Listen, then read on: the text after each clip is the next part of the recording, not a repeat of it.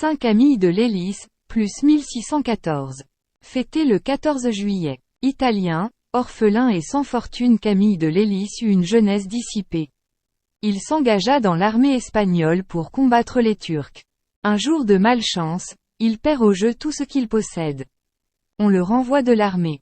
Il fait alors tous les métiers pour aboutir comme homme de service dans un couvent de capucins. Et c'est là qu'il se convertit. Comme il ne fait rien à moitié, il y demande son admission. Mais un ulcère incurable à la jambe lui interdit l'état religieux. Camille entre à l'hôpital Saint-Jacques de Rome pour se faire soigner. Il est si frappé par la détresse des autres malades qu'il s'y engage comme infirmier.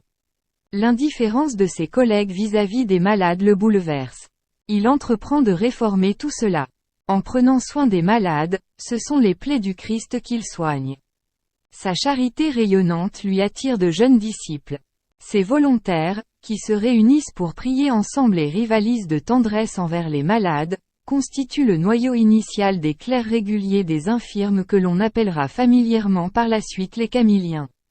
La mission de ces nouveaux religieux, pères et frères, est l'exercice des œuvres spirituelles et corporelles de miséricorde envers les malades, même atteints de la peste, tant dans les hôpitaux et prisons que dans les maisons privées, partout où il faudra.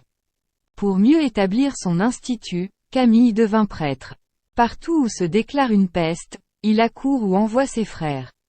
Il finit par mourir d'épuisement à Rome. Citation. La musique que je préfère, c'est celle que font les pauvres malades lorsque l'un demande qu'on lui refasse son lit, l'autre qu'on lui rafraîchisse la langue ou qu'on lui réchauffe les pieds. Saint Camille de Lélis à ses frères.